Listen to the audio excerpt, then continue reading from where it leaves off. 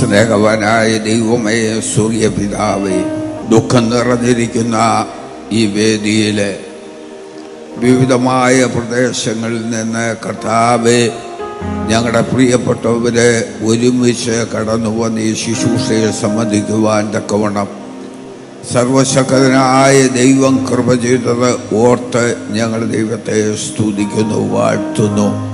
പ്രത്യേകാൽ ഈ ശുശ്രൂഷ ലീഡ് ചെയ്യുവാൻ കർത്താവിൻ്റെ വിലപ്പെട്ട ദൈവദാസനെ ദൈവം ശക്തീകരിക്കണമേ. തുടർന്ന് ശുശ്രൂഷിക്കുന്ന എല്ലാ കർത്തൃദാസന്മാരെയും ദൈവം ശക്തീകരിക്കണമേ. കർത്താവെ, നല്ലൊരു യാത്രയായി ഞങ്ങൾ പ്രതീക്ഷിക്കുന്നു. ദൈവം അതിനാവശ്യമായ എല്ലാ ക്രമീകരണങ്ങളും കർത്താവെ ഒരു പോരായ്മയും കൂടാതെ ചെയ്തെടുക്കുവാൻ സഹായിക്കണമേ. പ്രകൃതി ഞങ്ങൾക്ക് അനുകൂലമാക്കി തരണമേ. എല്ലാ അനുഗ്രഹങ്ങളും അവിടുന്ന് പകർന്നാട്ട് യേശുവിൻ്റെ നാമത്തിൽ തന്നെ ആമേൻ. കർത്താവേ, നീ തലമുറ തലമുറയായി ഞങ്ങളുടെ സങ്കേതമായിരിക്കുന്നു. പർവ്വതങ്ങളുണ്ടായതിനും നീ ഭൂമിയെയും ഭൂമണ്ഡലത്തെയും നിർമ്മിച്ചതിനു മുമ്പേ നീ അനാദിയായും ശാശ്വതമായും ദൈവമാകുന്നു. നീ മർത്തിനെ പൊടിയിലേക്ക് മടങ്ങിച്ചേരുമാറാക്കുന്നു. മനുഷ്യപുത്രന്മാരെ തിരികെ വരുവിനെന്നും അരുളി ചെയ്യുന്നു. 1000 സംവത്സരം നിന്റെ ദൃഷ്ടിയിൽ ഇന്നലെ കഴിഞ്ഞുപോയ ദിവസം പോലെയും രാത്രിയിലെ ഒരു യാമം പോലെയും മാത്രം ഇരിക്കുന്നു. നീ അവരെ ഒഴുക്കിക്കളയുന്നു. അവർ ഉറക്കം പോലെ അത്രേ. അവർ രാവിലെ മുളച്ചു വരുന്ന പുല്ല് പോലെയാകുന്നു. അത് രാവിലെ തഴച്ചു വളരുന്നു, വൈകുന്നേരം അത് അരിഞ്ഞു വാടിപ്പോകുന്നു. ഞങ്ങൾ നിന്റെ കോപത്താൽ ക്ഷയിച്ചും നിന്റെ ക്രോധത്താൽ ഭ്രമിച്ചും പോകുന്നു. നീ ഞങ്ങളുടെ അകൃത്യങ്ങളെ നിന്റെ മുമ്പിലും ഞങ്ങളുടെ രഹസ്യപാപങ്ങളെ നിന്റെ മുഖപ്രകാശത്തിലും വച്ചിരിക്കുന്നു. ഞങ്ങളുടെ നാളുകളൊക്കെ നിന്റെ ക്രോധത്തിൽ കഴിഞ്ഞുപോയി. ഞങ്ങളുടെ സംവത്സരങ്ങളെ ഞങ്ങൾ ഒരു നെടുവീർപ്പ് പോലെ കഴിക്കുന്നു. ഞങ്ങളുടെ ആയുഷ്കാലം 70 സംവത്സരം, ഏറെയായാൽ 80 സംവത്സരം. അതിൻ്റെ പ്രതാപം പ്രയാസവും ദുഃഖവും അത്രേ. അത് വേഗം തീരുകയും ഞങ്ങൾ പറന്നു പോവുകയും ചെയ്യുന്നു. നിന്റെ കോപത്തിന്റെ ശക്തിയെയും നിന്റെ ഭയപ്പെടുവാൻ തക്കവണ്ണം നിന്റെ ക്രോധത്തെയും ഗ്രഹിക്കുന്നവനാര്? ഞങ്ങൾ ജ്ഞാനമുള്ള ഒരു ഹൃദയം പ്രാപിപ്പാൻ തക്കവണ്ണം ഞങ്ങളുടെ നാളുകളെ എണ്ണുവാൻ ഞങ്ങളെ ഉപദേശിക്കണമേ. യഹോവേ, മടങ്ങി വരണമേ. എത്രത്തോളം അടിയങ്ങളോട് സഹതാപം തോന്നണമേ. കാലത്ത് തന്നെ ഞങ്ങൾ നിന്റെ ദയ കൊണ്ട് തൃപ്തരാക്കണമേ. എന്നാൽ ഞങ്ങളുടെ ആയുഷ്കാലമൊക്കെ ഞങ്ങൾ ഘോഷിച്ചാനന്ദിക്കും. നീ ഞങ്ങളെ ക്ലേശിപ്പിച്ച ദിവസങ്ങൾക്കും ഞങ്ങൾ അനർത്ഥം അനുഭവിച്ച സംവത്സരങ്ങൾക്കും തക്കവണ്ണം ഞങ്ങളെ സന്തോഷിപ്പിക്കണമേ. നിന്റെ ദാസന്മാർക്ക് നിന്റെ പ്രവൃത്തിയും അവരുടെ മക്കൾക്ക് നിന്റെ മഹത്വവും വെളിപ്പെടുമാറാകട്ടെ. ഞങ്ങളുടെ ദൈവമായ യഹോവയുടെ പ്രസാദം ഞങ്ങളുടെ മേലിരിക്കുമാറാകട്ടെ. ഞങ്ങളുടെ കൈകളുടെ പ്രവൃത്തിയെ സാധ്യമാക്കി തരണമേ. അതേ, ഞങ്ങളുടെ കൈകളുടെ പ്രവൃത്തികളെ സാധ്യമാക്കി തരണമേ.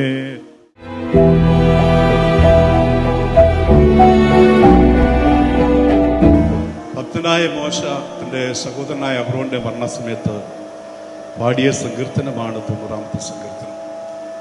അതിനകത്ത് താൻ പറയുന്നുണ്ട്, ഒരുവന്റെ ആയുസ് 70 സംവത്സരം, ഏറെയായാൽ 80. അതിന്റെ പ്രതാപം കഷ്ടവും പ്രയാസവും വേദനയാകുന്നു. നമ്മൾ ഈ ഭൂമിയിൽ മനുഷ്യനെ പഠിച്ചാൽ, ഉള്ളവനായാലും ഇല്ലാത്തവനായാലും, ആരോഗ്യമുള്ളയാളാണെങ്കിലും ക്ഷീണിതനാണെങ്കിലും രോഗാതുരനാണെങ്കിലും സമ്പത്തിനുടമയാണെങ്കിലും ദരിദ്രനാണെങ്കിലും എല്ലാവരുടെയും ജീവിതം അതാത് വ്യക്തിത്വങ്ങളുടെ നിലവാരത്തിൽ കഷ്ടവും പ്രയാസവും ദുഃഖവും നിറഞ്ഞതാകുന്നുവെന്നാണ്. ദൈവം തനിക്ക് ഈ ഭൂമിയിൽ പ്രവർത്തിക്കുവാൻ നിയമിച്ച പ്രവൃത്തികളൊക്കെ ചെയ്തു. തൻ്റെ ഭാര്യയ്ക്ക് നല്ലൊരു ഭർത്താവായി, മക്കൾക്ക് നല്ലൊരു പിതാവായി, സഭയ്ക്ക് അനുഗ്രഹിക്കപ്പെട്ട ഒരു വിശ്വാസിയായി, ദൈവസന്നിധിയിൽ വിശ്വസ്തയോടെ കർത്താവിനെ സേവിച്ച് ആത്മീക കാര്യങ്ങളൊക്കെ ആകാവുന്നിടത്തോളം വിശ്വസ്തത പുലർത്തി തൻ്റെ ജീവിതത്തെ മുന്നോട്ട് കൊണ്ടുപോയി. എന്നാൽ ദൈവത്തിൻ്റെ സമയം വന്നപ്പോൾ, ദൈവം നിയമിച്ചിരിക്കുന്ന ആയുസ് തീർന്നപ്പോൾ, ഇവിടെ കയറി വരുവീൻ എന്ന ഇമ്പമായ ശബ്ദത്തിന് മുൻപാകെ താൻ തൻ്റെ ഈ കൂടാരമാകുന്ന ഈ ഭൗതിക ശരീരം ഇവിടെ ഇട്ടിട്ട് തൻ്റെ അകത്തെ മനുഷ്യൻ ആത്മാവ് നിത്യതയുടെ തുറമുഖത്തേക്ക് കയറിപ്പോയിരിക്കുകയാണ്. നമുക്കിനി ചെയ്യുവാനുള്ളത് പ്രിയച്ചായന് നല്ലൊരു യാത്രയയപ്പ് നൽകുക എന്നുള്ളതാണ്.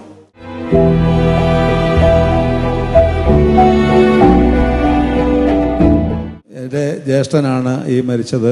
ഞങ്ങൾ 8 മക്കളാണ്. 5 പേര് ലോകത്തിൽ നിന്ന് മാറ്റപ്പെട്ടു. ഇനി ഞങ്ങൾ 3 പേര് ഉണ്ട്. അപ്പം എൻ്റെ സഹോദരനിപ്പം മരിച്ചു എന്ന് പറയുന്നത് ജഡത്തിൽ നിന്ന് ഒരല്പ വിശ്രമം ദൈവം കൊടുത്തേ ഉള്ളൂ. എന്ന് പറഞ്ഞാൽ ഇപ്പോൾ 68 വയസ്സുണ്ട്. ഈ 68 വർഷക്കാലം ശരിയായ രീതിയിൽ അധ്വാനിച്ചു, കഷ്ടപ്പെട്ടു, കുഞ്ഞുങ്ങളെ വളർത്തി, കുടുംബത്തെ വളർത്തി. കുടുംബത്തെ മാത്രമല്ല, സഹോദരങ്ങളെ എല്ലാം ആയ കാലത്ത് സഹോദരങ്ങൾക്ക് വേണ്ടി എല്ലാം അധ്വാനിച്ചിട്ടുള്ള ഒരു വ്യക്തിയാണ് കിടക്കുന്നത്.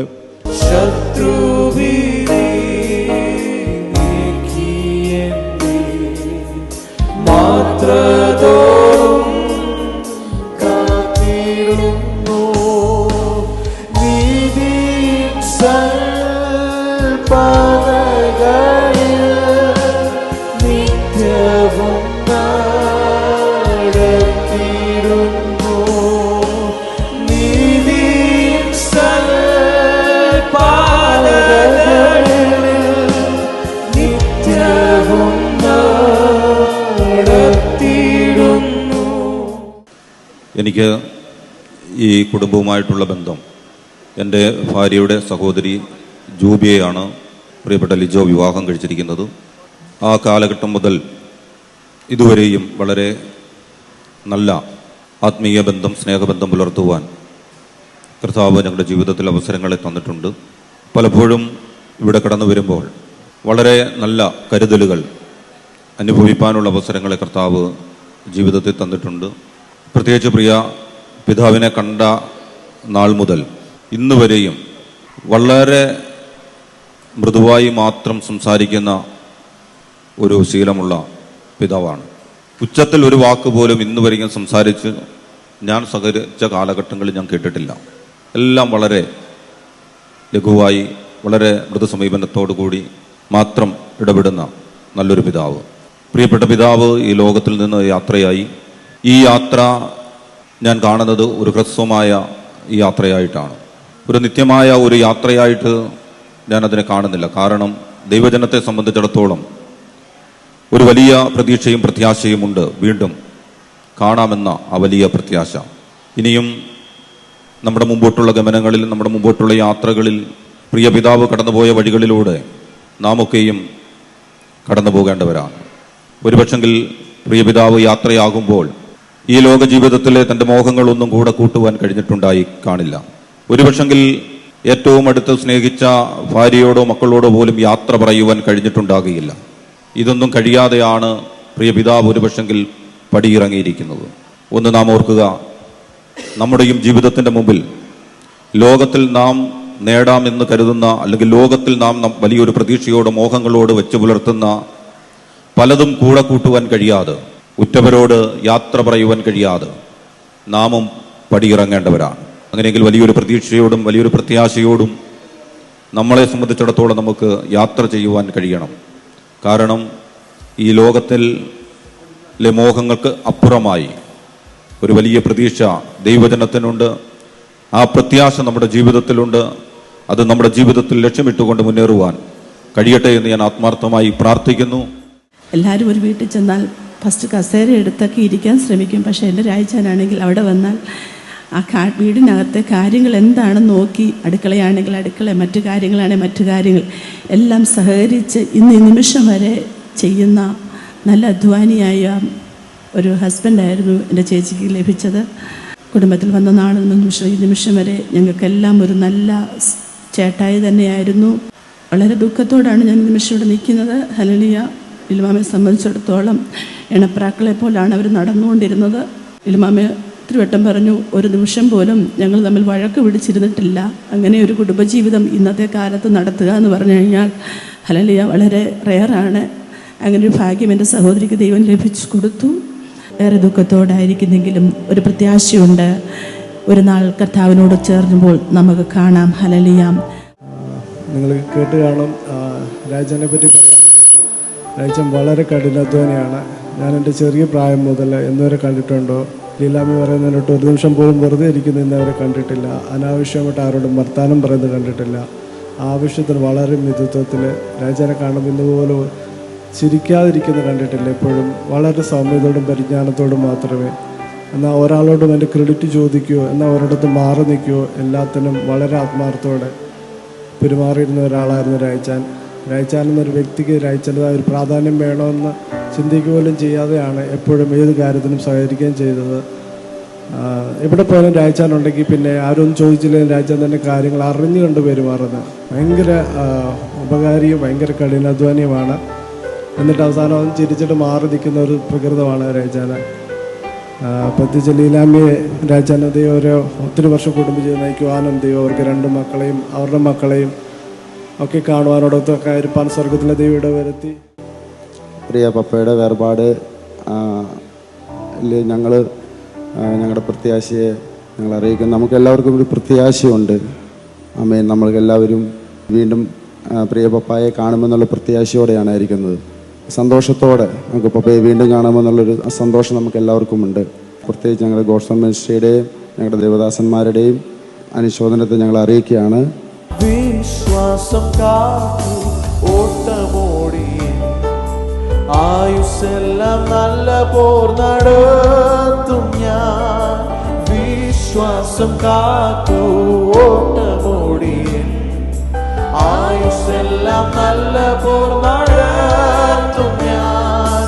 പിന്നെ യേശുവിൻ പാദമണഞ്ഞു ഞാൻ എന്നാളും സ്തോത്ര ഗീതം പാടിടും. പിന്നെ യേശുവിൻ പാദമണഞ്ഞു ഞാൻ എന്നാളും സ്തോത്ര ഗീതം പാടിടും. ആത്തുപാടി ഞാൻ ആനന്ദത്തോടെ കീർത്തനം ചെയ്ത് വാഴ്ത്തും യേശുവേ. ആത്തുപാടി ഞാൻ ആനന്ദത്തോടെ കീർത്തനം ചെയ്ത് വാഴ്ത്തും യേശുവേ. ഇത്ര നല്ല രക്ഷകൻ വേറെയില്ലൊഴിയും ഹല്ലേലൂയ പാടും ഞാൻ. നിങ്ങൾ ശ്രദ്ധിച്ച് നോക്കണം, ഈ ഫോട്ടോയിൽ ഒരു ജീവനുള്ള ജോണച്ചാനാണ് ഇവിടെ ഇരിക്കുന്നതെന്നാണ് നമുക്ക് തോന്നുന്നത്. ഞാനിപ്പോൾ ഇത്ര നേരം അവിടെ ഇരുന്നിട്ട് അങ്ങനെ എനിക്ക് തോന്നിയത്. പ്രിയ ജോണച്ചാൻ പത്തനാപുരത്ത് വരുമ്പോൾ പിന്നെ റാണിയുടെ വീട്ടിൽ വരുമ്പോൾ ഞങ്ങൾ കടയ്ക്കാമൺ ചർച്ചിൻ്റെ ഒരു അഭിമുഖ കാഴ്ചയാണ്. എന്ന് വെച്ചാൽ എല്ലാ പ്രാർത്ഥനയ്ക്കും വീട്ടിലാണെങ്കിലും ചർച്ചിലാണെങ്കിലും പ്രിയ അമ്മാമ്മയും അച്ചാനും ആ ചർച്ചിലായി കടന്നു വരികയും പ്രാർത്ഥനയ്ക്ക് സഹകരിക്കുകയും ഞായറാഴ്ച ആണെങ്കിൽ പോലും ഇദ്ദേഹം വന്നാണെങ്കിൽ ഒരു പാട്ടും പാടി ഒരു സാക്ഷി പറഞ്ഞ കേട്ട ഒരു അനുഗ്രഹപ്പെട്ടൊരു സാക്ഷിയാണ് കാക്കുന്നത്. മരണം അത് ഏത് പ്രായത്തിലുള്ളതാണെങ്കിലും നമ്മെ മുറിപ്പെടുത്തുന്നതും വേദനിപ്പിക്കുന്നതുമാണ്. എന്നാൽ എന്തുകൊണ്ട് ഈ വേദനയുടെ അനുഭവത്തിൽ അലമുറയിട്ട് കരയാതെ ഇവിടെ ഇരിക്കുന്നു എന്ന് ചോദിച്ചാൽ അതിൻ്റെ ഉത്തരം മരണത്തിനപ്പുറത്ത് ഒരു ജീവിതമുണ്ടെന്നുള്ളതായിരിക്കുന്നതായ ഉറപ്പുള്ളത് കൊണ്ടാണ്. സാധാരണ നമ്മുടെ സഹോദരങ്ങളൊക്കെ മരിക്കുമ്പോൾ പറയാറുള്ള ഒരു കാര്യം, ഇന്നായര് മരിച്ചുപോയി. പ്രിയ ജോണച്ചായൻ മരിച്ചപ്പോഴും അങ്ങനെയാണ് ഓർമ്മപ്പെടുത്തി. അങ്ങനെയാണെങ്കിൽ ഒരു ചോദ്യം നമ്മുടെ ഹൃദയത്തിലേക്ക് വരണം, എവിടേക്കാണ് മരിച്ച ജോണച്ചായൻ അല്ലെങ്കിൽ നമ്മെ വിട്ട് വേർപെട്ട് പോയതായിരിക്കുന്നതായ പ്രിയപ്പെട്ടവർ പോകുന്നത് എന്നുള്ളതായിരിക്കുന്നതായ ഒരു ചോദ്യം നമ്മുടെ ഹൃദയത്തിലേക്ക് വരണം. അപ്പോസ്തലനായ പൗലോസ് വളരെ വ്യക്തമായിട്ട് അതിന് നമുക്ക് മറുപടി നൽകുന്നുണ്ട്. കൂടാരമായ ഞങ്ങളുടെ ഭൗമഭവനം അഴിഞ്ഞുപോയാൽ കൈപ്പണിയല്ലാത്ത നിത്യഭവനമായി ദൈവത്തിൻ്റെ ദാനമായ ഒരു കെട്ടിടം ഞങ്ങൾക്ക് സ്വർഗത്തിലുണ്ടെന്ന് ഞങ്ങൾ അറിയുന്നു. അതൊരു ഊഹാപോഹമല്ല, സംശയമല്ല, ഉറപ്പായിട്ടുള്ള ഒരറിവാണ്. ഇനിയും നമുക്ക് എപ്പോഴാണ് പ്രിയ അച്ചാനെ കാണുവാനായിട്ട് കഴിയുന്നത് എന്ന് ചോദിച്ചാൽ അതിനും ഈ തിരുവെഴുത്ത് നമുക്ക് ഉത്തരം തരുന്നുണ്ട്. നിങ്ങൾ മരിച്ചു, നിങ്ങളുടെ ജീവൻ ക്രിസ്തുവിനോട് കൂടെ ദൈവത്തിൽ മറഞ്ഞിരിക്കുന്നു. നമ്മുടെ ജീവനായ ക്രിസ്തു വെളിപ്പെടുമ്പോൾ നമ്മളും അവനോടുകൂടെ തേജസ്സിൽ വെളിപ്പെടും.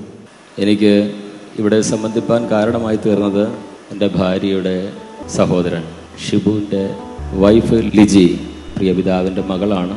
അങ്ങനെ ഈ ഭവനത്തോടുള്ള ബന്ധത്തിൽ 2009 മുതലുള്ള സ്നേഹവും ബന്ധവും അനുഭവിച്ചറിയുവാൻ കർത്താവ് സഹായിക്കുന്നു. നമ്മളോട് ചേർന്ന് നിന്ന് നമ്മുടെ കാര്യങ്ങൾ നോക്കുന്ന വളരെ അനുഗ്രഹിക്കപ്പെട്ട ഒരു വ്യക്തിത്വം. എന്നാൽ താൻ ചെയ്യുന്നത് ഒന്നും ആരും അറിയണ്ട എന്നുള്ള നിലയിലുമാണ് പ്രവർത്തിച്ചു കൊണ്ടിരുന്നത്. സ്തോത്രം. മാർക്ക് കിട്ടുവാൻ വേണ്ടിയും പ്രശംസ കിട്ടുവാൻ വേണ്ടിയും താൻ ഒന്നും ചെയ്യുന്നില്ല. തന്നെ കൊണ്ടാകുന്നത് പോലെ അധ്വാനിക്കുകയും തന്നെ കൊണ്ടാകുന്നത് പോലെ കഷ്ടപ്പെടുകയും കുടുംബത്തിന് വേണ്ടി, കുഞ്ഞുങ്ങൾക്ക് വേണ്ടി, പ്രിയപ്പെട്ടവർക്ക് വേണ്ടി പ്രവർത്തിപ്പാൻ പ്രിയപ്പെട്ടവനെ കർത്താവ് സഹായിച്ചു. ഇവിടെ ദൈവദാസന്മാർ പറഞ്ഞതുപോലെ ഒരു വിശ്രമത്തിനായി കർത്താവിൻ്റെ സന്നിധിയിലേക്ക് വിളിച്ച് ചേർക്കുവാൻ ദൈവത്തിന് പ്രസാദം തോന്നി. ജീവിച്ചിരുന്ന സമയത്തൊക്കെ ദൈവനാമത്തിന് വേണ്ടി പ്രവർത്തിപ്പാനും പ്രയോജനപ്പെടുവാനും ഒക്കെ കർത്താവ് സഹായിച്ചു. മണ്ണിലുറങ്ങിയിടുന്ന ശുദ്ധിമാന്മാർ കാഹളനാദം കേൾക്കുന്ന മാത്രയിൽ പെട്ടെന്നുയർത്തു വാനിൽ ചേർന്നിടുമേ, പെട്ടെന്നുയർത്തു വാനിൽ ചേർന്നിടുമേ. തീരാത്ത സന്തോഷം, തീരാത്ത സന്തോഷം, തീരാത്ത സന്തോഷം പ്രാപിക്കുമവർ. അല്ലെങ്കിൽ ദൈവത്തിന്റെ മഹത്വം. ഇവിടെ കുടുംബജീവിതത്തെ കുറിച്ച് പറയുകയാണെങ്കിൽ വളരെ ഐക്യതയുള്ള കുടുംബമാണ്. ഇവർ ഒരുമിച്ച് യാത്ര ചെയ്യും. ഒരു പ്രാർത്ഥന വെച്ചാൽ വളരെ നേരത്തെ തന്നെ ലീലാമ്മയും കൊണ്ടുവരും. ജസ്മോളൊക്കെ പറഞ്ഞ പോലെ തന്നെ വേണ്ടാത്തൊരു വാക്ക് പോലും അച്ഛൻ പറയത്തില്ല, കോപിച്ച് പറയത്തില്ല. വളരെ സമയം മിണ്ടാതിരുന്ന് ആലോചിച്ച മൗനമായിട്ടിരിക്കും. അതൊക്കെ എൻ്റെയും ക്രിസ്തു ജീവിതത്തിലൊരു മാതൃകയാണ്. കർത്താവിൽ പ്രിയമിച്ച ജോണച്ചായൻ എൻ്റെ ഭാര്യ പിതാവിൻ്റെ പെങ്ങളുടെ മരുമകനാണ്. ഞങ്ങളറിഞ്ഞ് ഇവിടെ കടന്നു വന്ന് പ്രിയ കുടുംബത്തോടും എല്ലാം പ്രത്യാശയും അനുശോചനവും അറിയിക്കാൻ കടപ്പെട്ടിരിക്കുന്നു. ദുഃഖത്തിലായിരുന്ന കുടുംബങ്ങളെ ഓർത്ത് പ്രത്യേകം പ്രാർത്ഥിക്കുന്നു. അതോടൊപ്പം അനുശോചനം അറിയിക്കുകയും ചെയ്യുന്നു. ഈ ലാമയുടെ സഹോദരി ഗ്രേസിൻ്റെയും മിൽസൻ്റെയും അളിയനും കുടുംബമാണ് ഞങ്ങൾക്ക് ഏറിയ വർഷങ്ങളായി ഈ കുടുംബമായിട്ട് വളരെ പരിചയവും ബന്ധവും ഉള്ള കുടുംബമാണ്.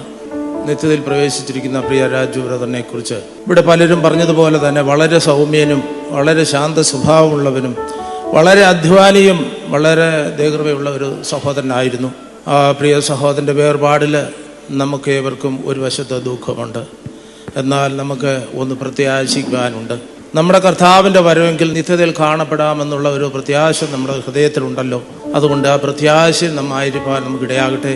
എൻ്റെ ജ്യേഷ്ഠൻ്റെ മോൻ ഷിബു അച്ഛൻ്റെ മോളെ റാണിയാണ് വിവാഹം കഴിച്ചിരിക്കുന്നത്.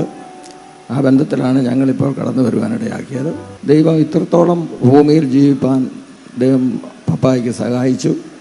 കാരണം ഇത്രയും അധ്വാനിക്കുന്നൊരു പപ്പായെ കാണാൻ. കാര്യം അവിടെ വന്നാലും ഒരു മിനിറ്റ് പോലും ചുമ്മാ ഇരിക്കത്തില്ല, എന്തെങ്കിലുമൊക്കെ ജോലി ചെയ്തുകൊണ്ട് ഇരിക്കും. അങ്ങനെ ഒരു പ്രത്യേക സ്വഭാവമുള്ള ഒരു മമ്മിയെ ദൈവം ആശ്വസിപ്പിക്കട്ടെ. പഴയ കാലഘട്ടത്തിൽ നമുക്ക് സൈക്കിൾ വണ്ടി, ഉന്തുവണ്ടിയായിരുന്നു ബോഡി കൊണ്ടുപോയിരുന്നത്. ആ ബോഡി കൊണ്ടുപോകുന്ന ഉന്തുവണ്ടിക്കകത്ത് ഇങ്ങനൊരു എഴുത്തുണ്ടായിരുന്നു: ഇന്ന് ഞാൻ, നാളെ നീ. അതായത് താൻ യാത്ര ചെയ്യുമ്പോൾ മറ്റുള്ളവരോട് വിളിച്ചു പറയുന്നൊരു സന്ദേശമുണ്ട്: ഇന്ന് ഞാൻ പോകുന്നുവെങ്കിൽ നാളെ നീയും എൻ്റെ കൂടെ വരുന്നു. അപ്പോൾ എല്ലാവരും ഒരു ദിവസം ഇവിടുന്ന് പോകണം. ദൈവം മനുഷ്യനെ സൃഷ്ടിച്ചപ്പോൾ മനുഷ്യനോട് പറഞ്ഞത്: നിന്നെ മണ്ണിൽ നിന്ന് എടുത്തിരിക്കുന്നു, നീ അതിൽ തിരികെ ചേരുവോളം മുഖത്തെ വിയർപ്പോടെ ഉപജീവനം കഴിക്കണം. ഞാനിങ്ങനെ അടുക്കളയിൽ കുക്ക് ചെയ്തുകൊണ്ടിരുന്നപ്പോൾ പെട്ടെന്ന് എൻ്റെ കർത്താവ് എനിക്കൊരു പാട്ട് തന്നു: മരണ നിഴലിൻ താഴ്വരയിൽ ശരണമായി എനിക്ക് യേശു ഉണ്ടെന്ന്. ഞാനപ്പോൾ എൻ്റെ കർത്താവിനോട് പറഞ്ഞു: കർത്താവ്, എൻ്റെ സഹോദരി വിധവയാകുവാൻ നീ അനുവദിക്കല്ലേ എന്ന് ഞാൻ പ്രാർത്ഥിച്ചു. എന്നാൽ കർത്താവിൻ്റെ സമയമായപ്പോൾ തന്നെ ദൈവസന്നിധിയിൽ ചേർക്കപ്പെടുവാനിടയായി. ക്രിസ്തുവിൽ മരിക്കുന്ന ഒരു ഭാഗ്യവാന്മാർ എന്ന വചനപ്രകാരം ജ്യേഷ്ഠനും കർത്താവിൽ മരിപ്പാനിടയായി ഓർത്ത് ദൈവത്തെ സ്തുതിക്കുന്നു. രാജാനെ പറ്റി ഓർക്കുമ്പം എൻ്റെ ഹൃദയത്തിൽ ആദ്യമേ വരുന്നതെന്ന് വെച്ചാൽ, ഏത് കാര്യവും സഭയിലെ എന്ത് കാര്യമായിക്കോട്ടെ അത് അവതരിപ്പിക്കുമ്പോൾ രാജാൻ്റെ തന്നെ ഒരു ശൈലി ഉണ്ടായിരുന്നു. ഒരു ക്വിസ് പ്രോഗ്രാം അവതരിപ്പിച്ചാലും എന്ത് അവതരിപ്പിച്ചാലും രാജാൻ്റെ തന്നെ ഒരു ശൈലിയുണ്ട്. ഞാൻ അങ്ങനെ അത് കണ്ടിട്ടില്ലത്. പിന്നെ ഇത്രയും പെട്ടെന്നുള്ളൊരു വിയോഗം ഒരു നഷ്ടം തന്നെയാണ്. ശാന്ത സ്വഭാവമായിരുന്നു. ദൈവം നമുക്ക് പ്രത്യാശ നൽകി തന്നിട്ടുണ്ട്. ആ കർത്താവിലാണ് നമ്മൾ എല്ലാം വിശ്വസിച്ച് അർപ്പിക്കുന്നത്. നമ്മൾക്ക് എല്ലാവർക്കും ഒരു തീരാ നഷ്ടം തന്നെയാണിത്. ഞാനും സഭയും ഈ ദുഃഖത്തിൽ പങ്കുചേരുന്നു. 4 ദിവസം മാത്രമാണ് എൻ്റെ ഹസ്ബൻഡ് കിടക്കയിൽ കിടന്നത്. ഞായറാഴ്ച രാവിലെ ആയപ്പോഴേക്കും വളരെ ശരീരക്ഷീണവും പ്രയാസവുമായി ഞങ്ങളെല്ലാം ഹോസ്പിറ്റലിൽ പോയി. അവിടെ ഐസിയുലാക്കി അച്ഛനെ 2.5 ദിവസം മാത്രം ഐസിയുവിൽ കിടക്കുവാൻ ദൈവം കൃപ ചെയ്തു. അതിനുശേഷമായ എൻ്റെ പ്രിയപ്പെട്ടവനെ കർത്താവിൻ്റെ സന്നിധി ചേർക്കപ്പെടുവാൻ 2009 ഡിസംബറിലാണ് ഞാൻ ഈ കുടുംബത്തിൻ്റെ ഭാഗമായി മാറുന്നത്. അന്ന് മുതൽ ഇന്ന് വരേക്കും പപ്പ ഒരു പരാതി പറയുകയോ ഒരു കുറ്റങ്ങൾ പറയുകയോ ഒന്നും ഞാൻ കണ്ടിട്ടില്ല. അദ്ദേഹത്തിൻ്റെ ചില കാര്യങ്ങൾ അനുകരിക്കാൻ ശ്രമിക്കുന്ന അദ്ദേഹത്തിൻ്റെ ശാന്തമായ സ്വഭാവവും ആ ഒരു നിഷ്കളങ്കമായുള്ള രീതികളും പലപ്പോഴും നമ്മുടെ ജീവിതത്തിലേക്ക് അത് പകർത്തുവാൻ ഞാൻ ശ്രമിച്ചിട്ടുണ്ട്. നല്ല അധ്വാനിയായിരുന്നു. വരുന്ന സമയങ്ങളിലൊക്കെ വീട്ടിൽ വരുന്ന പപ്പ വന്നിരിക്കുമ്പം തന്നെ വന്ന് ഡ്രസ്സ് മാറുന്നതിന് മുമ്പ് പപ്പയ്ക്ക് ഒന്നി തൂമ്പ കൊണ്ട് നേരെ പറമ്പിലേക്ക് ഇറങ്ങും. ഇല്ലെന്നുണ്ടെങ്കിൽ അവിടെ കിടക്കുന്ന വിറവോ എന്തെങ്കിലുമൊക്കെ വെട്ടി അത് എല്ലാം അത് ഭംഗിയായിട്ട് വഴക്ക് എന്ത് പറഞ്ഞാലും പുള്ളിയതായിട്ടൊരു ശൈലിയുണ്ട്. ആരുടെടുത്തും ഒരു പരാതിയോ പരിഭവങ്ങളോ ഒന്നുമില്ലാതെ ഇത്രയും നാൾ ഭൂമി ജീവിക്കാൻ ദൈവമായ കർത്താവ് ഇടയാക്കി. എല്ലാവരും പറഞ്ഞു പപ്പ സൗമ്യനായിരുന്നു എന്ന്. പക്ഷേ എൻ്റെയും ലിച്ചിയുടെയും ജീവിതത്തെ നോക്കിക്കഴിഞ്ഞാൽ പപ്പ അല്പം ഗൗരവക്കാരനാണ്. ആ ഗൗരവം പലപ്പോഴും ശാസനകളായിരുന്നു. പല വാക്കുകളും എങ്ങനെ അളന്നു തൂക്കിയാണ് പപ്പ പറയുന്നത്. പക്ഷേ ആ വാക്കുകൾക്കകത്തൊക്കെ ഒത്തിരി കട്ടിയായ വാക്കുകൾ എനിക്ക് കേൾക്കാൻ കഴിയുമായിരുന്നു. എൻ്റെ മമ്മി ദുബായിലായിരുന്ന സമയത്തായിരുന്നു പപ്പയുടെ ശരിക്കുള്ള സ്നേഹത്തിനൊക്കെ അറിയാൻ പറ്റിയത്. സാരോപദേശ കഥകൾ പറഞ്ഞു അതിൻ്റെ അകത്തൂടെ വേണ്ട ഉപദേശങ്ങളൊക്കെ നൽകി തന്ന് എൻ്റെ പപ്പ ഞങ്ങളെ വളർത്തി. ഒരു ഉറപ്പുണ്ട്, നിത്യതയിൽ ഞങ്ങൾക്ക് എൻ്റെ പപ്പയെ കാണാൻ കഴിയും.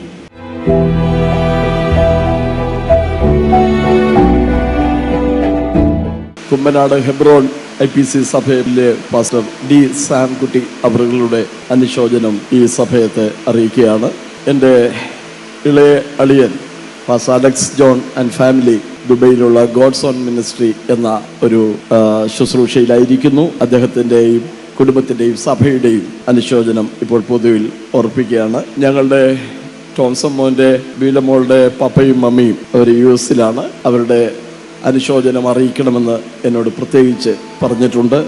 അത് ദൈവസ്നേഹത്തിൽ ഇവിടെ ഓർപ്പിക്കുകയാണ്. ഞങ്ങൾ 3 ആണുങ്ങളാണ്. മൂത്ത ജ്യേഷ്ഠൻ പൊന്നച്ചായൻ ഏതാണ്ട് 32 വർഷത്തോളം ഗുജറാത്തിൽ പോയി ഗുജറാത്തി ഭാഷ പഠിച്ച് ഗുജറാത്തികളുടെ ഇടയിൽ വിശ്വസ്തയോടെ കർത്താവിൻ്റെ വേല ചെയ്തു.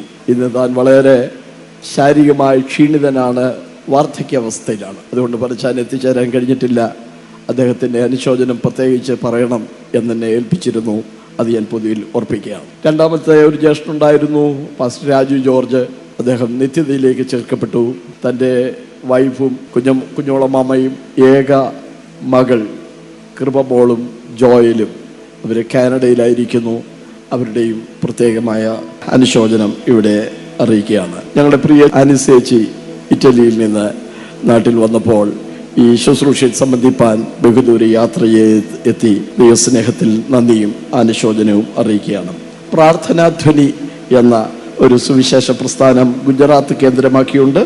Pastor Benson Daniel and family അവരുടെ അനുശോചനം ഇപ്പോൾ അറിയിക്കുന്നു.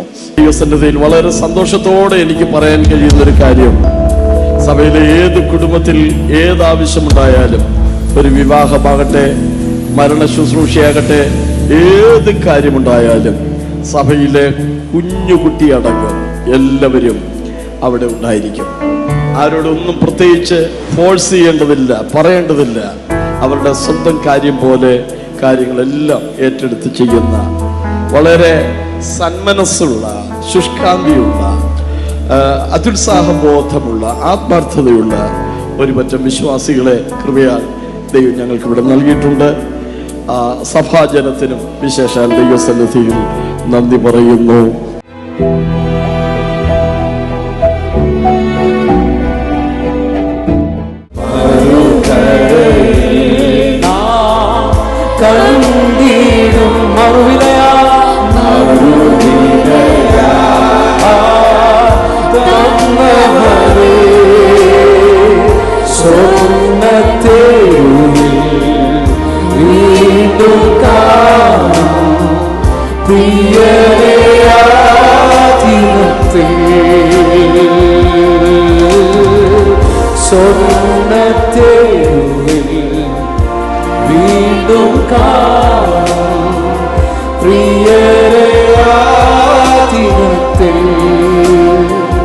ലോകേ കഷ്ടങ്ങൾ ഉണ്ടെങ്കിലും ധൈര്യപ്പെടുവീ എന്നുരച്ചോ ആത്മനിറവിൽ സാന്നിധ്യത്തിൽ നടത്തിടും അതിശയമാ മറുകരയിൽ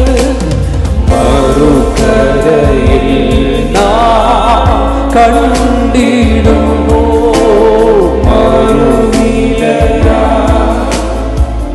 തന്നവനേ സ്വർണ്ണ തെരുവിൽ വീണ്ടും കാണും പ്രിയരയാ ദിനത്തിൽ കണ്ടിടും കണ്ടിടും പ്രിയരെ ഞാൻ കണ്ടിടും അന്യനല്ല സ്വന്തം കണ്ണാ പ്രത്യാശയോടെ കണ്ടിടും കണ്ടിടും ആ പ്രിയരെ ഞാൻ കണ്ടിടും അന്യനല്ല കണ്ണാൽ കണ്ടിടും യേശുവേ യേശുവേ മനാനമേ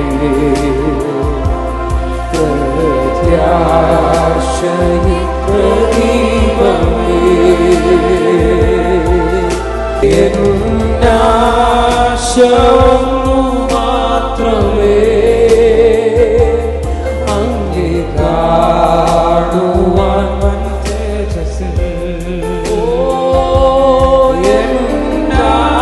എന്നാശന്നു മാത്രമേ അങ്ങേ കാണുവാൻ തേജസ് കണ്ടിടോ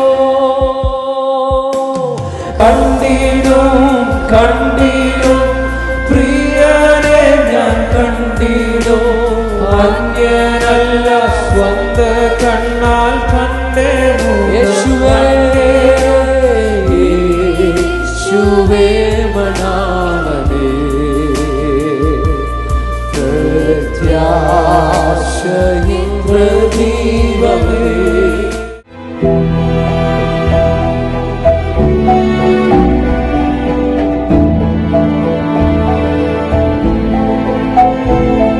നമ്മുടെ ജീവിതത്തിൽ ദൈവവചനപ്രകാരം നോക്കുകയാണെങ്കിൽ അതിനെ പ്രധാനമായിട്ട് 4 ഉദാഹരണങ്ങളാണ് മരണത്തെക്കുറിച്ച് പറയുന്നത്. ഒന്ന് നിദ്ര അല്ലെങ്കിൽ ഉറക്കം. അതാണ് തെസ്സലോനിക്ക ലേഖനത്തിൽ നാം വായിക്കുന്നത് നിദ്ര കൊണ്ടവരിൽ എന്നുള്ളൊരു പ്രയോഗം. അപ്പോൾ ഒരു നിദ്രയിലേക്ക് പ്രിയ രാജു കഴിഞ്ഞ ദിവസം പ്രവേശിച്ചു. അത് മനുഷ്യന് ഏത് സമയവും സംഭവിക്കാം. ഒരു പൈതലിന് സംഭവിക്കാം. ജനിച്ചു കഴിഞ്ഞ് ഏത് സമയവും, അത് 60, 70, 80 വയസ്സാകണം എന്നില്ല, ഏത് സമയം ആ നിദ്രയിലേക്ക് പ്രവേശിക്കാം. എന്നാൽ ആ നിദ്ര കഴിഞ്ഞ് ഉണരുന്നതായ ഒരു സമയമുണ്ട്. ഉണരുമ്പോഴാണ് ദാവീദ് പറയുന്നത്, ഞാൻ ഉണരുമ്പോൾ നിന്റെ രൂപം കണ്ട് തൃപ്തനാകും. ഈ ലോകത്തിൽ തൃപ്തി ലഭിക്കുകയില്ല, സാറ്റിസ്ഫാക്ഷൻ ഒരിക്കലും ലഭിക്കുകയില്ല. എല്ലാ കാര്യങ്ങളും, ധനവാനായാലും എന്തെല്ലാം ചെയ്താലും ഈ ലോകത്തിൽ ഒരു തൃപ്തിയും ലഭിക്കത്തില്ല. ലോകത്തിൽ എന്തെങ്കിലും തൃപ്തി ലഭിക്കുന്നുവെങ്കിൽ ദൈവത്തിൻ്റെ ആലയത്തിലെ പുഷ്ടി അനുഭവിച്ച് തൃപ്തി പ്രാപിക്കുന്നു, ദൈവമുഖം കണ്ട് തൃപ്തി പ്രാപിക്കുന്നു. അതാണ് ഏറ്റവും വലിയ തൃപ്തി എന്ന് പറയുന്നത്. തൃപ്തിയില്ലാത്തതായ ഒരു ജീവിതമാണ് നാം എല്ലാവരും ഈ ലോകത്തിൽ നയിക്കുന്നത്. എന്നാൽ അതിൻ്റെ നടുവിൽ നമ്മുടെ ജീവിതത്തിൽ ഒരു നിത്യമായ തൃപ്തി പ്രാപിക്കുന്ന ഒരു അവസരമുണ്ട്. അതിനുവേണ്ടി കഴിഞ്ഞ ദിവസം പ്രിയ രാജു ചേർത്തതോർത്ത് ഞാൻ ദൈവത്തെ സ്തുതിക്കുന്നു. എന്നാൽ ഒരു പ്രത്യാശ നമുക്കുണ്ട്, ഒരു ദിവസം ഉണരും. ഇപ്പോൾ നിദ്രയില്ല. ലാസറിനെ കുറിച്ച് പറയുന്നതും അവൻ നിദ്ര കൊള്ളുന്നു. എത്ര താമസമില്ല ഉണർന്നെഴുന്നേൽക്കും. ഉണർന്നെഴുന്നേൽക്കുമ്പോൾ നാമും മേഘാരൂഢരായിട്ട് സ്വർഗത്തിലെടുക്കപ്പെടും. നമുക്കറിയാമല്ലോ. ദൈവത്തിന് സ്തോത്രം. രണ്ടാമത്തെ ആശ്വസിക്കുന്നു. 2 ലാസർമാരെ കുറിച്ച് യേശു ക്രിസ്തു പറയുന്നുണ്ട്. നിദ്ര കൊണ്ടതായ അല്ലെങ്കിൽ മരിച്ചതായ 2 ലാസർമാരെ കുറിച്ച്. ആദ്യത്തെ ലാസറാണ് ബഥനിയിലെ ലാസർ. കർത്താവ് അവനെ വീണ്ടും ഉയർപ്പിച്ചു. രണ്ടാമത്തെ ലാസറാണ് ലൂക്കോസ് സുവിശേഷം 16-ാം അധ്യായത്തിൽ നാം വായിക്കുന്നത്, ധനവാന്റെയും ലാസറിന്റെയും കഥ. ലാസർ മരിച്ചു, അബ്രഹാമിന്റെ മടിയിൽ അല്ലെങ്കിൽ പർദീസയിലേക്ക് ചേർക്കപ്പെട്ടു. ധനവാൻ മരിച്ചു, യാതന സ്ഥലത്തേക്ക് ചേർക്കപ്പെട്ടു. യാതന സ്ഥലത്ത് കിടന്നുകൊണ്ട് പ്രയാസങ്ങൾ, ദുഃഖങ്ങൾ, കണ്ണുനീരൊക്കെ വേദനകൾ അനുഭവിക്കുമ്പോൾ അബ്രഹാമിൻ്റെ മടിയിലേക്ക് കണ്ണുകൾ ഉയർത്തി നോക്കിയിട്ട് അബ്രഹാമിനോട് പറയുകയാണ്, ഈ ധനവാൻ പറയുന്നു, എൻ്റെ സഹോദരങ്ങൾ ഈ ലോകത്തിലുണ്ട്, ആ സഹോദരങ്ങൾ കൂടെ ഈ യാതനാ സ്ഥലത്തെ വരാതിരിക്കേണ്ടതിന് ഒരു കാര്യം ചെയ്യണം, ലാസറിനെ അവിടേക്കൊന്ന് അയക്കണം. അപ്പോൾ അബ്രഹാം പറയുന്നതായ ഒരു മറുപടിയുണ്ട്, അവൻ ഇവിടെ വരുവാനെ കൊണ്ട് കഴിയുകയില്ല, ഇവിടെ നിന്ന് അങ്ങോട്ട് പോകുവാനെ കൊണ്ട് കഴിയുകയില്ല. അതിനുശേഷം പറയുകയാണ്, നീ ഇപ്പോൾ വേദന അനുഭവിക്കുന്നു, എന്നാൽ ലാസർ മരിച്ചു, ഇവിടെ കടന്നു വന്നു, അവിടെ ആശ്വാസം പ്രാപിക്കുന്നു, അവൻ ആശ്വസിക്കുന്നു. അപ്പോൾ ഒരാശ്വാസം, ഇറ്റ്സ് എ കംഫോർട്ട്. ഈ ലോകത്തിലെ അധ്വാനത്തിൽ നിന്ന്, ഈ ലോകത്തിലെ പ്രയാസങ്ങളിൽ നിന്ന്, ലോകത്തിലെ കഷ്ടതയിൽ നിന്ന് ഒരാശ്വാസം പ്രാപിപ്പാൻ കർത്താവിൻ്റെ ദാസന് കഴിഞ്ഞ ദിവസം സഹായിച്ചു. നമുക്ക് നിത്യമായ ആശ്വാസം ഈ ലോകത്തിൽ ലഭിക്കത്തില്ല. താൽക്കാലിക ആശ്വാസങ്ങൾ, താൽക്കാലികമായ കംഫോർട്ട് എല്ലാ വിഷയങ്ങൾക്കും ഉണ്ടാകും. ഒരു മരണത്തോട് ബന്ധത്തിൽ നമുക്ക് ദുഃഖമുണ്ട്, പ്രയാസമുണ്ട്, നമ്മളെ ഓരോരുത്തർ വന്ന് ആശ്വസിപ്പിക്കും. എന്നാൽ ആ ആശ്വാസമൊക്കെ താൽക്കാലികമാണ്. കാരണം നമ്മുടെ ജീവിതത്തിൻ്റെ അന്ത്യത്തോളം, വിശാൽ, പ്രിയ ലീലാമ്മയ്ക്ക് ജീവിതത്തിൻ്റെ അന്ത്യത്തോളം അത് ഒരു ദുഃഖം തന്നെയാണ്. എത്ര പേരാശ്വസിച്ചാലും, പ്രിയ മക്കളോ മരുമക്കളോ കൊച്ചുമക്കളോ അവരുടെ സഹോദരങ്ങളോ ആശ്വസിപ്പിച്ചാലും പ്രിയപ്പെട്ടവൾക്ക് അത് താൽക്കാലികം ആശ്വാസം മാത്രമാണ്. എന്നാൽ നിത്യാശ്വാസം പ്രാപിക്കുന്നത് എപ്പോഴാണ്? നമ്മുടെ കർത്താവിൻ്റെ സന്നിധിയിലെത്തുമ്പോഴാണ്. അതാണ് ലാസറിൻ്റെ കഥ നമുക്ക് അറിയിക്കുന്നത്. ഇപ്പോൾ പ്രിയ രാജു പാരഡൈസിൽ, പർദീസയിൽ ആശ്വാസം പ്രാപിച്ചുകൊണ്ടിരിക്കുകയാണ്. ദൈവത്തിന് സ്തോത്രം. മൂന്നാമത്തെ സ്വസ്ഥതയാണ്, ഇറ്റ്സ് എ റെസ്റ്റ്. യോബിന്റെ പുസ്തകത്തിൽ 7-ാം അധ്യായത്തിന് 1-ാമത്തിൽ വായിക്കുമ്പോൾ മനുഷ്യന്റെ ആയുഷ്കാലം, മനുഷ്യന്റെ ജീവകാലം ഒരു യുദ്ധസേവയാണെന്ന് കാണുന്നുണ്ട്. ഈ ലോകത്തിലായിരിക്കുമ്പോൾ യുദ്ധത്തിലാണ് ആയിരിക്കുന്നത്, അവൻ അധ്വാനിക്കാൻ. കാരണം മനുഷ്യനെ സൃഷ്ടിച്ചത് ഈ ലോകത്തിൽ അധ്വാനിക്കാൻ വേണ്ടിയാണ്. ഏദൻ തോട്ടത്തിൽ ആദാമിനെയും ഹവ്വയെയും സൃഷ്ടിച്ച് ഏദൻ തോട്ടത്തിലാക്കി. ആ തോട്ടം കാക്കുകയും മാത്രമല്ല, അവിടെ അധ്വാനിക്കുകയും ചെയ്യണം. ഇന്ന് തോട്ടമുണ്ടെങ്കിൽ മനുഷ്യൻ ആ അധ്വാനത്തിൽ ആയിരിക്കുന്നു. ഒരു ജീവിതകാലം മുഴുവനും അധ്വാനമാണ്. ദൈവത്തിന് സ്തോത്രം ചെയ്യുന്നു. വെളിപ്പാട് പുസ്തകം 14-ാം അധ്യായത്തിന്റെ 13-ാമത്തെ വാക്യത്തിൽ വായിക്കുമ്പോൾ, കർത്താവിൽ മരിച്ച മൃതന്മാർ ഭാഗ്യവാന്മാർ, അവർ അവരുടെ പ്രയത്നങ്ങളിൽ നിന്ന് വിശ്രമിക്കേണ്ടതാകുന്നു. ഒരു വിശ്രാമം ആവശ്യമാണ്. അതാണ് യോബിന്റെ പുസ്തകത്തിൽ 7-ാം അധ്യായത്തിൽ നാം വായിക്കുമ്പോൾ, വേലക്കാരൻ നിഴൽ വാഞ്ചിക്കുന്നത് പോലെയും കൂലിക്കാരൻ തൻ്റെ കൂലി ആഗ്രഹിക്കുന്നത് പോലെയും മനുഷ്യന്റെ ജീവകാലം ഇരിക്കുന്നു എന്ന് കാണുക. നാം ഈ ലോകത്തിലായിരിക്കുമ്പോൾ ഒരു കൂലിക്കാരൻ, ഒരു വേലക്കാരനാണ്, അധ്വാനിക്കുന്നവനാണ്. അപ്പോൾ അതിൽ നിന്ന് ഒരു വിശ്രമമുണ്ട്. അപ്പോൾ കർത്താവിൻ്റെ വരവരെയുമുള്ള വിശ്രമം, അതായത് നമ്മളും അവിടെ ചെല്ലുന്നത് വരെ ദൈവത്തിൻ്റെ ദാസൻ വിശ്രമിച്ചുകൊണ്ടിരിക്കുന്നു. ദൈവത്തിൻ്റെ സ്തോത്രം. അതുകൊണ്ട് ഈ ദിവസങ്ങളിൽ നാമും ആ വിശ്രമത്തിലേക്ക് ചേരേണ്ടത് ആവശ്യമാണ്. അതുകൊണ്ട് ഈ ലോകത്തിലെ ജീവിതം എന്ന് പറയുന്നത് അധ്വാനിക്കേണ്ടത് ആവശ്യമാണ്. കർത്താവിന് വേണ്ടി അധ്വാനിക്കുന്നു, കുടുംബത്തിന് വേണ്ടി അധ്വാനിക്കുന്നു. അങ്ങനെ നാം അധ്വാനം ഇങ്ങനെ തുറന്നുകൊണ്ടേയിരിക്കുന്നു. ആ അധ്വാനത്തിൽ നിന്ന് തീർച്ചയായിട്ടും നമുക്കൊരു വിശ്രാമമുണ്ട്. ഇന്ന് രാത്രികാലം ദൈവമക്കളെ, നമ്മുടെ ജീവിതത്തിൽ ആ വിശ്രാമത്തിന് വേണ്ടി മുൻപേ പ്രിയപ്പെട്ടവർ കടന്നുപോയി. പ്രിയ രാജു കടന്നുപോയി, ഒരു വിശ്രാമം പ്രാപിച്ചുകൊണ്ടിരിക്കുന്നു. ആ വിശ്രാമത്തിലേക്ക് നാമും ഒരു ദിവസം എത്തിച്ചേരേണ്ടതാണ്. നാം വിശ്രമിക്കും, ഹല്ലേലൂയ. എന്നാൽ അതിനു മുമ്പ് ഈ ലോകത്തിൽ ജീവിക്കുന്ന കാലം ഇനിയും നാം അധ്വാനിക്കേണ്ടത് ആവശ്യമാണ്. ഇനിയും നാം ജോലി ചെയ്യേണ്ടത് ആവശ്യമാണ്, വേല ചെയ്യേണ്ടത് ആവശ്യമാണ്. എന്നാൽ നമുക്കൊരു കൂലിയുണ്ട്, ഹല്ലേലൂയ. അവിടെയാണ് കൂലി. ഒരു അധ്വാനത്തിന് ശേഷം ഒരു വേലക്കാരൻ, ഒരു കൂലിക്കാരൻ വാഞ്ചിക്കുന്നത് എന്താണ്? ആഗ്രഹിക്കുന്നത് എന്താണ്? തനിക്ക് അധ്വാനിച്ചതിൻ്റെ പ്രതിഫലമാണ് ആഗ്രഹിക്കുന്നത്. ഈ ലോകത്തിൽ നാം അധ്വാനിച്ചു, എന്തെങ്കിലും അധ്വാനിച്ചിട്ടുണ്ടോ? അതിനെല്ലാം ദൈവം ഒരു പ്രതിഫലം തരും. ആ പ്രതിഫലത്തിന് വേണ്ടി നോക്കിപ്പാർക്കുവാൻ ദൈവത്തിൻ്റെ പരിശുദ്ധാത്മാവ് നമ്മെ സഹായിക്കട്ടെ. 4-ാമത്തെ ലാഭമാണ്. പൗലോസ് പറയുന്നത്, എനിക്ക് ജീവിക്കുന്നത് ക്രിസ്തുവും മരിക്കുന്നത് ലാഭവുമാകുന്നു എന്നാണ് പറയുന്നത്. ഇറ്റ്സ് എ ഗെയിൻ, ഒരു ലാഭമാണ്. എന്താണ് മരിക്കുന്നത് ലാഭം? എന്താണ് ഇവിടുത്തെ ഇതിൽ നിന്നെല്ലാം ഒരു ലാഭത്തിലേക്ക്? ഇവിടെ പലതും നഷ്ടക്കച്ചവടമാണ്. അധ്വാനിക്കുന്നു, പ്രയാസപ്പെടുന്നു, വിയർപ്പുകൊണ്ട് ജീവിക്കുന്നു, അതെല്ലാം ഹല്ലേലൂയ താൽക്കാലികമാണ്. എന്നാൽ നിത്യമായ ഒരു ലാഭത്തിലേക്ക് പ്രവേശിക്കുന്നത് എപ്പോഴാണ്? സ്വസ്ഥതയിലേക്ക് പ്രവേശിക്കും. അതാണ് എബ്രായ ലേഖന കർത്താവ് 4-ാം അധ്യായത്തിന്റെ 1-ാമത്തെ വാക്യത്തിൽ പറയുന്നത്. നമുക്കെല്ലാം ഒരു സ്വസ്ഥത ശേഷിച്ചിരിക്കുകയാണ്. കർത്താവിന്റെ ദാസൻ രാജു ബ്രദർ കഴിഞ്ഞ ദിവസം സ്വസ്ഥതയിലേക്ക് പ്രവേശിച്ചു. എന്നാൽ നാമും ആ സ്വസ്ഥതയിലേക്ക് അടുത്ത് തന്നെ പ്രവേശിക്കേണ്ടതാണെന്നുള്ള ചിന്ത നമ്മുടെ ജീവിതത്തിൽ ഉണ്ടായിരിക്കണം. ഈ സ്വസ്ഥതയിലേക്ക് പ്രവേശിക്കുവാൻ ആ വാഗ്ദത്തം ശേഷിച്ചിരിക്കുകയാണ്. അത് പ്രവേശിക്കുവാനുള്ള ഒരു വാഗ്ദത്തമുണ്ട്. നമുക്ക് വാഗ്ദത്തം എന്ന് പറയുമ്പോൾ നമുക്ക് എപ്പോഴും എന്താണ്? അനുഗ്രഹത്തിന്റെ വാഗ്ദത്തങ്ങൾ മാത്രമേ ഉള്ളൂ. പലപ്പോഴും നാം ചിന്തിക്കുന്നത് വാഗ്ദത്തങ്ങൾ നമുക്ക് ലഭിക്കുന്നു, എനിക്ക് വാഗ്ദത്തമുണ്ടെന്ന് നമ്മൾ പറയും. എന്നാൽ എനിക്ക് വേണ്ടി സ്വസ്ഥതയ്ക്കായിട്ടുള്ള ഒരു വാഗ്ദത്തം നമ്മുടെ ജീവിതത്തിലുണ്ട്. സ്വസ്ഥത പ്രാപിപ്പാൻ കർത്താവ് നമ്മെ സഹായിക്കട്ടെ. ദൈവത്തിന് സ്തോത്രം ചെയ്യും.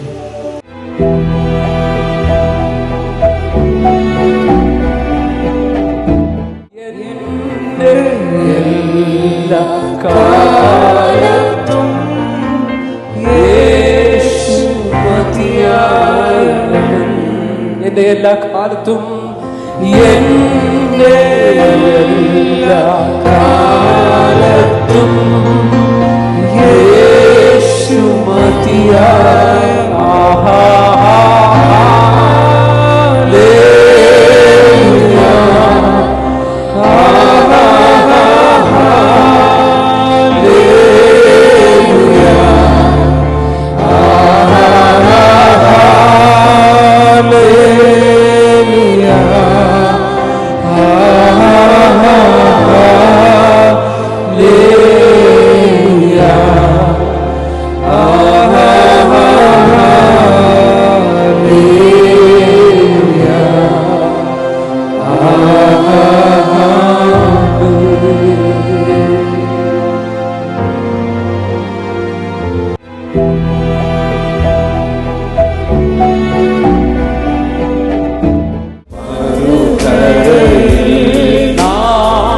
കണ്ടിടും മറുവിലയാ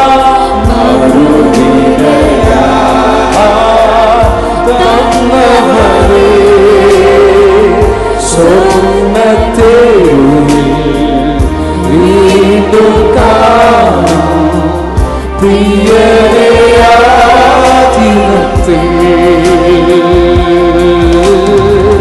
സ്വർണ്ണത്തെ വീണ്ടും കാണും പ്രിയരയാതിനത്തിൽ. ഓ ലോകേ കഷ്ടങ്ങൾ ഉണ്ടെങ്കിലും ധൈര്യപ്പെടുവിൻ എന്നുരച്ചോ. ആത്മനിറവിൽ സാന്നിധ്യത്തിൽ നടത്തിടും അതിശയമാ. ലോകേ കഷ്ടങ്ങൾ ഉണ്ടെങ്കിലും ധൈര്യപ്പെടുവി എന്നുരച്ചോ. ആത്മനിറവിൽ സാന്നിധ്യത്തിൽ നടത്തിടും അതിശയമാ. മറുകരയിൽ നാം കണ്ടിടുമോ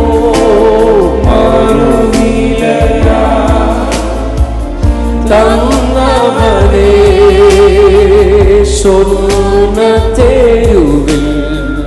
വീണ്ടും കാണും പ്രിയരയാതിനത്തിൽ.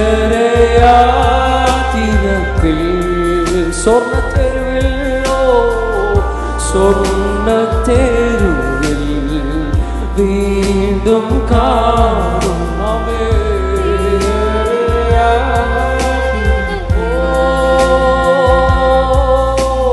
കണ്ടിടും കണ്ടിടും പ്രിയരെ